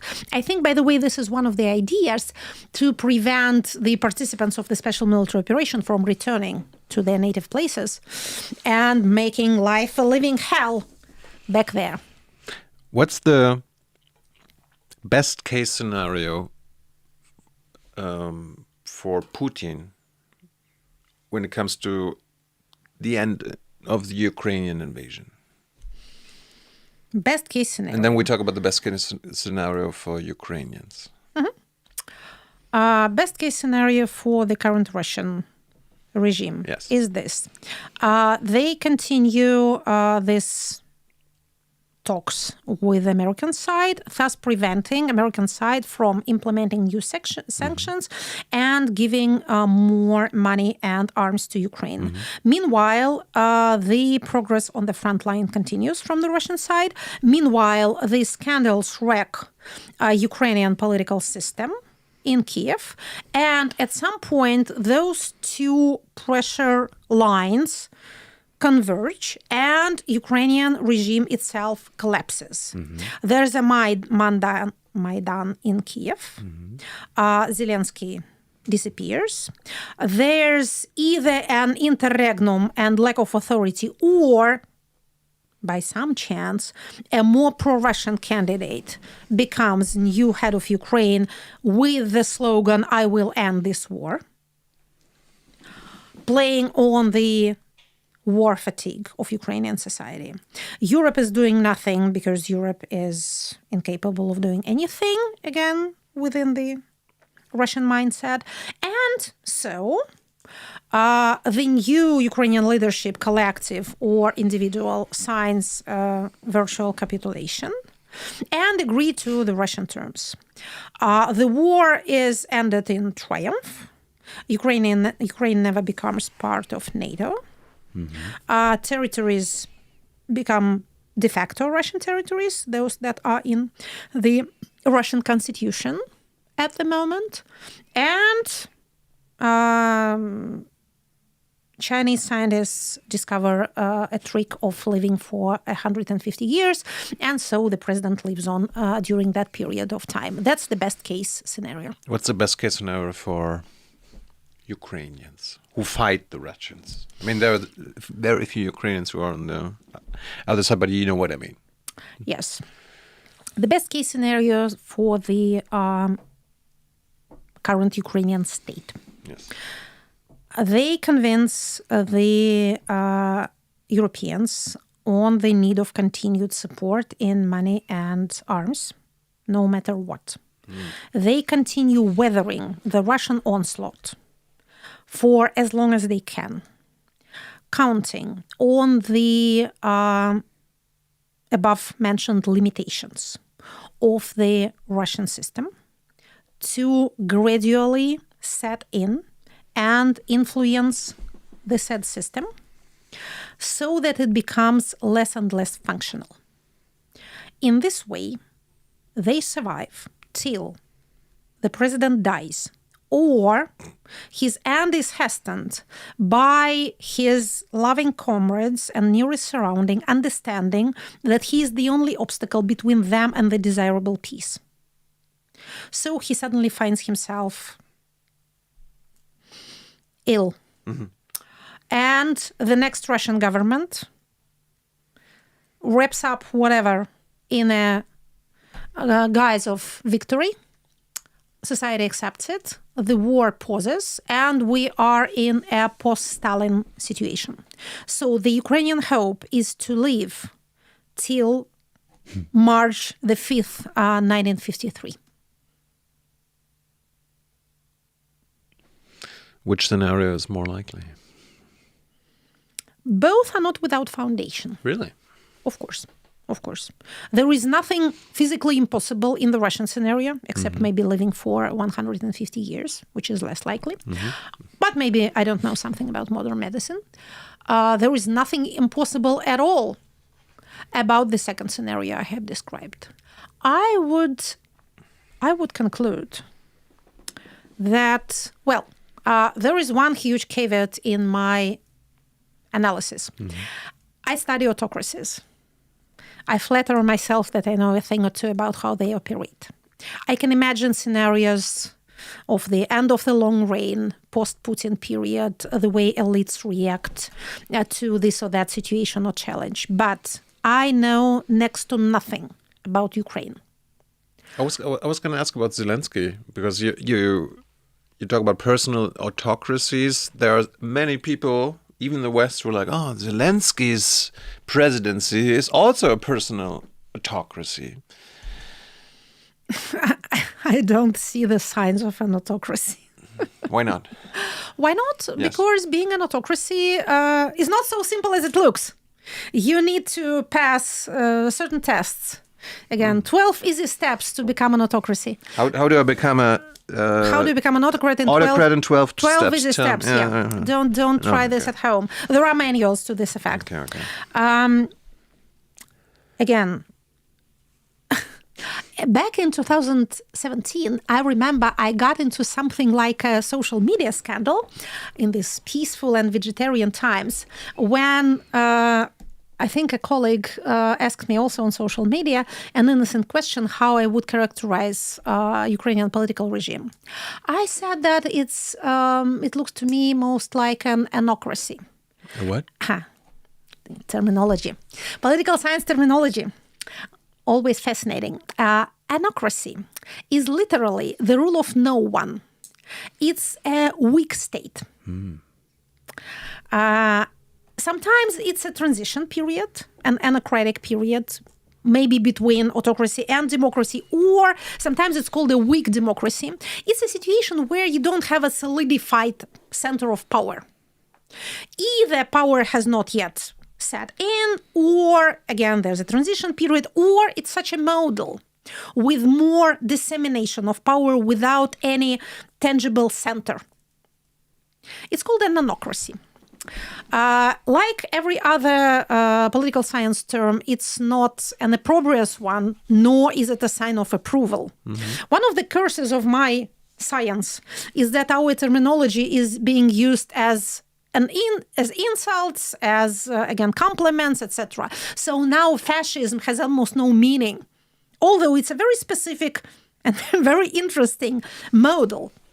Nazism seems to me to have lost its meaning. It's just a label we stick at people. Genocide has been subject to such an inflation of sense that now we no longer understand if it means anything. So again, that was a bit of a political scientist complaint. But psychologists have it worse. Their terminology is being used by everyone and sundry in all sorts of meanings that they cannot combat. So, coming back to this anocracy thing, this statement of mine, this supposition of mine somehow got to the Ukrainian part of social media, and then a sort of scandal erupted. Again, in retrospect, it looks so endearingly harmless, so childishly peaceful. But then it was quite a bit of noise because Ukrainians thought that I was attacking them, denigrating their statehood by calling it weak. We are democracy. Of course, no one likes to be called weak. Since then, many things have happened in Ukraine, but one thing has not happened. I have not started studying Ukraine. So I can see from afar that it's not an autocracy. In an autocracy, an autocrat does not walk back on his decision because of public protests. He uses a public protest to quash it and to extend his power. He uses it to change legislation in his favor. He uses it to prolong his term in office. This is classic, again, starting with the 12 easy steps. Wait till people protest against something that you do and then double down on the protest. Then say that it's been inspired from abroad and we need new legislative measures in order to counteract this hostile activity.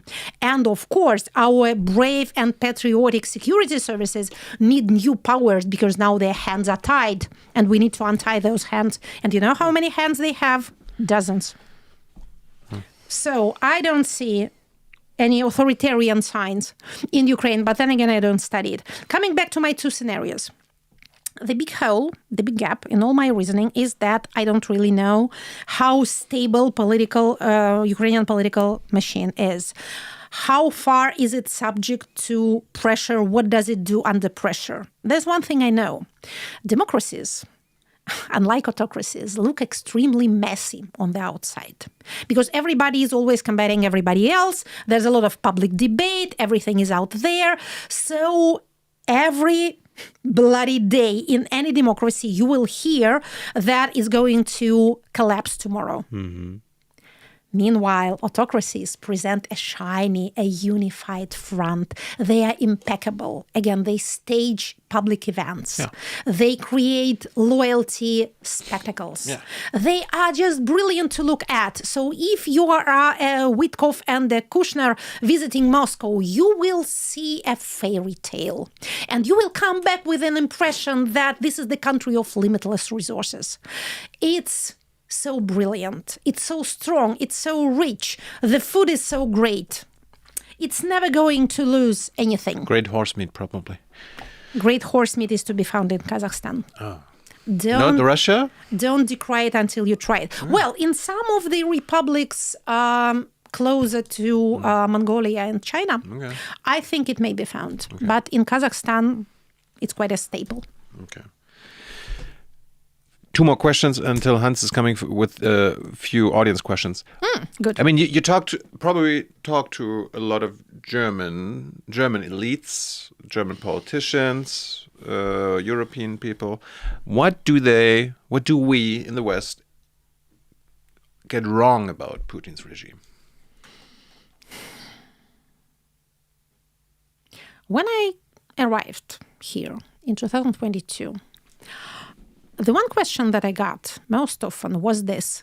It was not actually a question. It was always preceded with this preamble. Russia cannot lose this war. So, and, I'm always a bit surprised when anything is stated as an axiom without explanations, as something so self-evident that it needs no argument to support it. I'm always tempted as a scholar to ask, why do we assume that? Maybe it's true, but why are we so sure about that? Countries have lost wars before now. Nuclear countries have lost wars. Vietnam. Of course, numerous examples. Nuclear countries have walked away from their colonies, possessing nuclear arms. So why do we start a conversation with an assumption that is based on I don't know what? So that was the situation here in 2022 and for a bit longer. In my estimation, again, maybe I'm wrong, I have not talked to that many members of German elites as possibly you have, but I had an impression that it took German public almost 3 years to realize that this war has actually happened and that it cannot be reversed. It seemed to me that this war seemed to Germans so counterproductive, so absurd, so disadvantageous to everyone that they could not bring themselves to believe it actually happened. In Russian, we have this ironic phrase for such situations. Нормально же общались. We used to communicate so normally. So what happened? Why? So it seemed to the Germans, again, it was my impression, a kind of not even a huge mistake, but such an impossibility, some glitch in the matrix that if they close their eyes tight enough and then open it, it will be gone. And again, you Germans are methodical people. You don't move quickly. And I think it did take about 3 years for the realization to seep into the German psyche.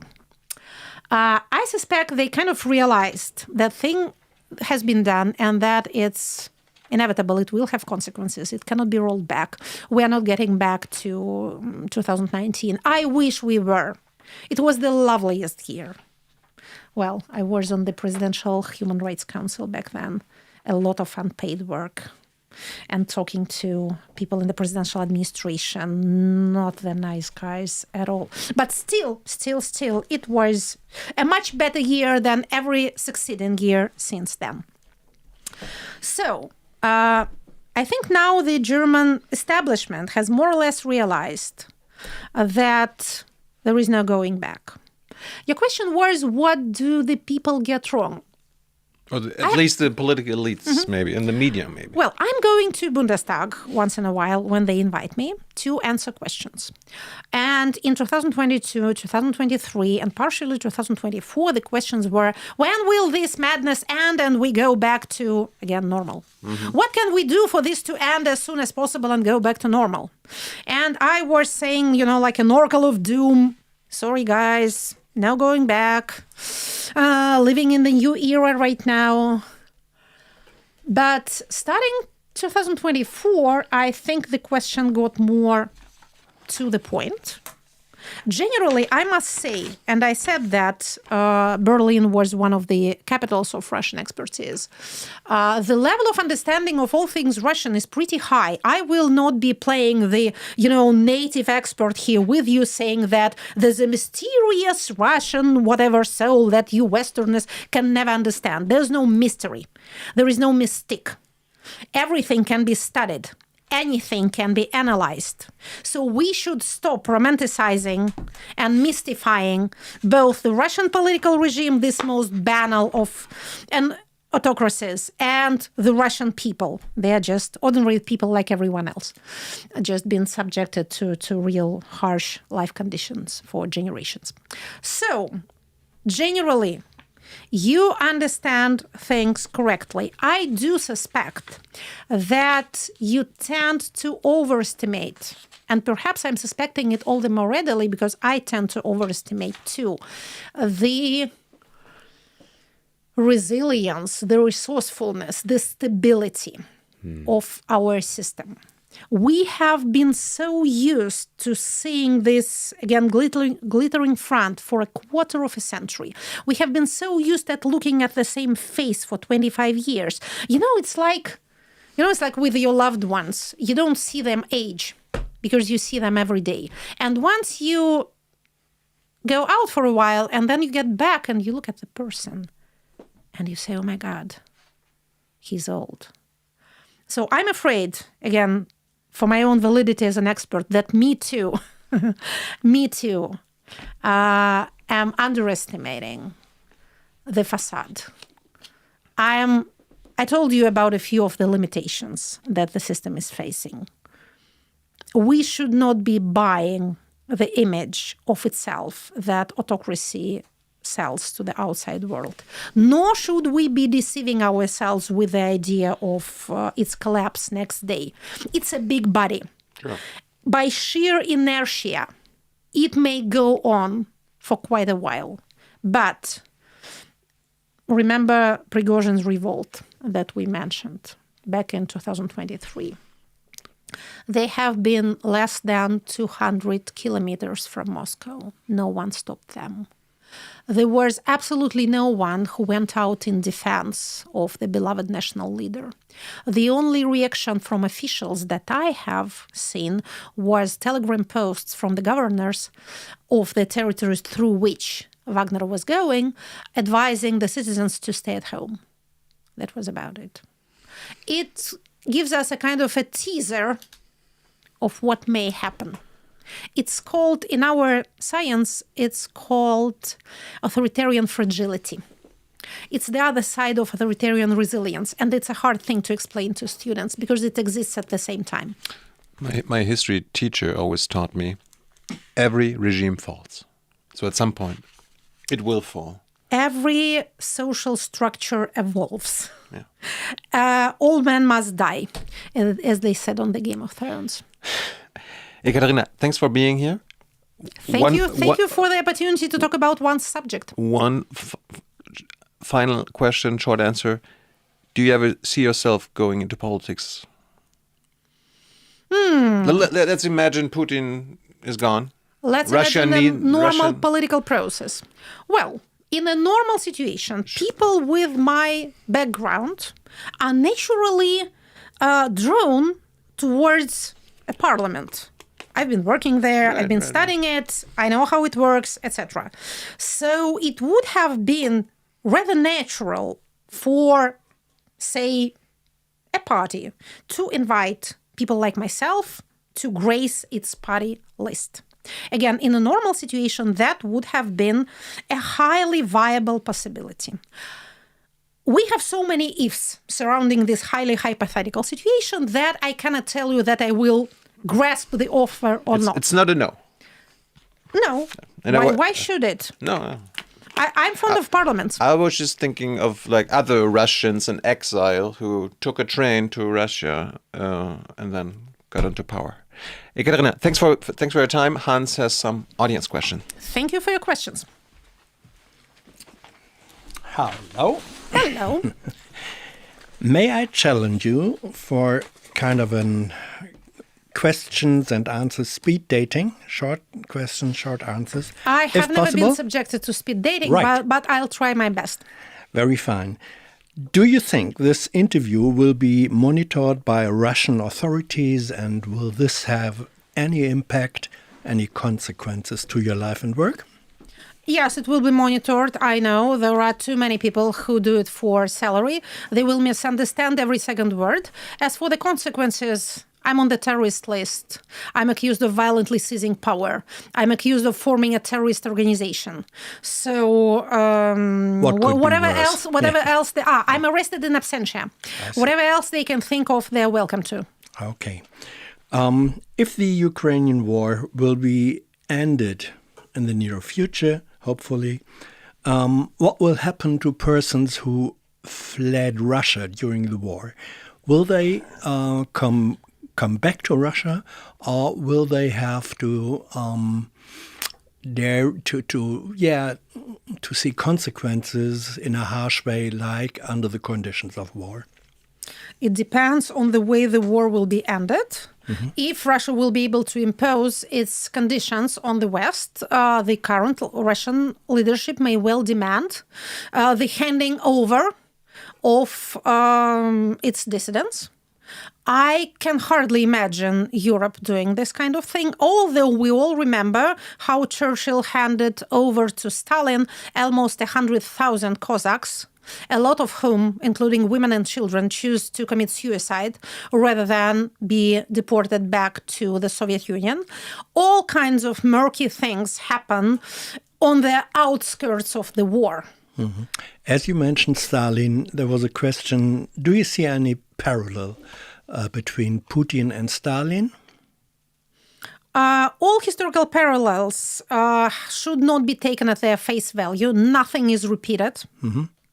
All social conditions evolve. This is a different country inhabited by different people. But in terms of long reign, in terms of amassing personal power, in terms of waging a full-scale war, surrounding himself with a cowardly and conformist elite, there is a certain resemblance. There may also be a resemblance in a post-Putin and post-Stalin period. Mm-hmm. When Stalin died, his comrades managed to reach a sort of agreement among themselves.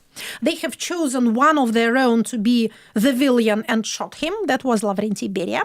And then they agreed that while they keep the Soviet regime and their prerogatives and privileges, they do not go back to the Stalin mode of personal rule, mass repressions, mass hunger, grand building projects that demand mass human sacrifice, and mass war. And they don't kill each other, no matter what are the consequences of their political wars. Yes. And this agreement, this contract, I would say lasted till almost today. Mm-hmm. Now I can see it beginning to break with the more massive repressions against nomenclatura, and especially with the confiscations of property, which were not happening previously. This leads to the next questions. Are there more Putins in the Russian elite? Or will it all be gone when he's gone? It does happen when a personal autocrat dies, that he is succeeded by another personal autocrat of the same nature. This is what happened, for example, in Venezuela. When Chavez died, Maduro succeeded, although not possessing the same charisma. He managed to retain whatever vestiges of power Venezuelan leadership currently possesses. But if we are dealing with a long rule, a long reign, that's a specific term that describes a very specific political entity. It is much more often succeeded by no man's rule, failed state situation, or, if we are fortunate enough, a kind of collective governance, again, like in a post-Stalin era. After, for example, Ivan the Terrible, we had the time of troubles until the nobility managed to reassemble itself and elect a new Tsar. After Peter I, we had a series of coups d'etats until the nobility managed to reassemble itself and have a more or less stable rule in favor of the said nobility. Jeka, are you afraid of any successor of Putin? It's not my business to be afraid. It's my business to study things and to analyze them. I do not think that another Putin is highly probable. The thing is, the longer this one stays in power, the higher the chances of posterior chaos. Take it from me as a political scientist. How do you see the future of the remaining Russian opposition in exile, like Navalny, Yashin, Mursa? I don't know. These are individuals in control of their own destiny. But what I know, I'm not a political actor myself. I'm an expert. What I know is that Russians within Russia, the more they are divided from the world, the more they are isolated informationally, the more they are in need of hearing the voice from the outside, the voices from the position of very relative safety. So we need to keep talking to our Russian audience. This is what I know. Whether it will bring political capital or not, that's not my business to even think about. I'm bringing in a question from me personally. I've been in contact to many German correspondents to Russia who had been living there for the last 20, 30 years. Many of them in deep love, so to say, and respect for Russian and Russians. And now they say, we don't recognize the Russia and Russian society and people anymore as we had known it. They seem to surrender. They seem to agree to give up with Putin. Is that disappointment also your view, your knowledge? It cannot be a disappointment to a political scientist who knows that conformism is the one basic social virtue. People adapt. So it should not come as any surprise to anyone with any knowledge of human nature. What breaks my heart is not that people behave the way humans behave, but that civilization in Russia is being destroyed. In my specific field, in education, in humanitarian education, in social sciences, it's a complete pogrom. It's horrible to witness even at the distance. Educational facilities being closed. My science, political science, is practically prohibited. What they teach students, they feed them toxic waste. And these students, they are my students, potentially, my children. I ought to be talking to them. And now they are studying history of Russia according to Medinsky, which is a jumble of pseudo-historic nonsense. This is heartbreaking. And this is done by authorities. This is done by people in power. And with them, responsibility lies. So this is beyond disappointing. This is, again, heartbreaking. And when you know that, when you see that, you don't have emotional resources or moral stance to blame the people. Russia is suppressing or oppressing ethnic minorities in the Russia East. How is this oppression expressed in laws? Or are, under the Russian law, all citizens equal? Well, de jure, all citizens are equal, but there has also been implemented various diverse legislative changes since the beginning of the last decade, the beginning of 2010, that severely limited, for example, the opportunities to study native languages in national republics. Also, the degree of federal central control over the territories is such that now Russia can no longer be called a federation, although it's officially a Russian federation. So there's censorship as far as language is concerned. Any national or ethnic NGOs are labeled as separatists and so forbidden. A lot of regional journalists, activists, NGO workers have been named foreign agents, and they are now abroad. When, for example, national cinema started to develop in Yakutia, in the Republic of Yakutia, you said in the East, the minorities are being suppressed. It's not just in the East. We have national republics all over Russia, and among them are such big entities as Tatarstan or Bashkortostan, who have been extremely unhappy with these restrictions on teaching national languages. Actually, Tatar is the second most widespread language in Russia after Russian. So, coming back to Yakutia, they had a kind of cinematic renaissance. They started making movies that were becoming popular. And once they reached a certain level of popularity, the most successful of these movies was forbidden by the central authorities because it was considered to be anti-Russian. While the federal center is strong enough to uphold its rule, to reward loyalty, to punish disloyalty, these grievances are kept under the carpet. But once the federal center finds itself poorer or weaker, they all will evolve.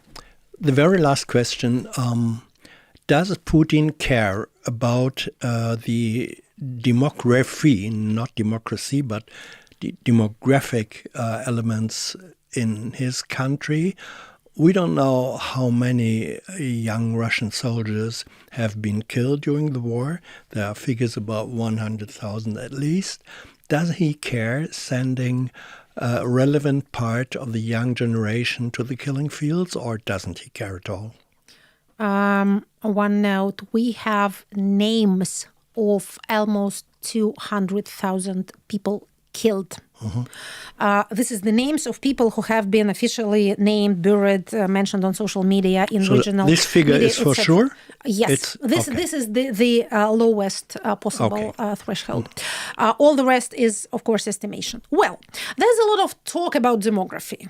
It sometimes seems to me that it's a kind of sexual fixation on the part of very elderly males. They love to talk about the way children are born. So they just enjoy the conversation. But of course, it's a conversation in a whole wrong direction as far as real demographic tendencies in the country are concerned. We do have low birth rates, but our real curse is early male mortality. We are an aging society and males die too early. You can't have higher birth rates in a developed society. Once your population becomes more urban than country, you have lower birth rates. There's nothing to be done about it. You may as well stop pestering women to have more children. This just will not happen. It has been proven by experiment upon experiment in richer and better governed countries than Russia. But all the authorities talk about is that women need to give birth earlier and they need to have more children. We need to advertise families with 3 children. I do have 3 children. I enjoy it very much, but I understand that it's my personal choice. It's my privilege rather than anything else. So it's absurd, of course, to kill so many of your young people and to scare away perhaps even more than you kill, because emigration is continuing. The exodus is continuing. Being a young male in Russia is becoming more and more dangerous. You will be subject to conscription, and then you will be forced to sign a contract with the Ministry of Defense, and you'll be sent to what they call a mid-storm. And you won't come back. And at the same time, you are always talking about how young women and girls or to have more children, and you advertise payments for schoolgirls who become pregnant. Thank God this horrific campaign has somehow abated lately. Maybe somebody told the regional authorities that they should not be advertising these things. According to Russian legislation, you can't actually have sex with a minor unless you are a minor yourself. So it's a criminal offense. I don't know what they were thinking about. This whole policy is absurd. We did have one big effective measure that started in 2006, the so-called maternity capital, payments for the second and posterior children. This gave us a period of relatively high birth rates, as high as we could hope for 10 years. The effect petered out after 2016. Now we are dealing with what we are dealing with. What our efforts should be directed at is having better healthcare and advertising healthier lifestyle and less aggression and auto-aggression for males.